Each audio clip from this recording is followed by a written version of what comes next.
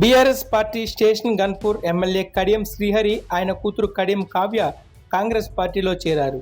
ఆదివారం ముఖ్యమంత్రి Revanth Reddy, AICC incharge Deepadas Munshi సమక్షంలో కాంగ్రెస్ పార్టీ కండువా కప్పుకున్నారు.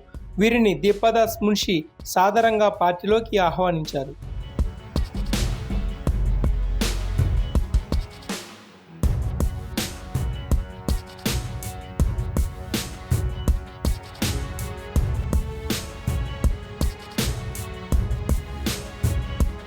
కడియం కావ్యకు వరంగల్ ఎంపీ టికెట్ను బీఆర్ఎస్ ఇప్పటికే కేటాయించిన సంగతి తెలిసిందే.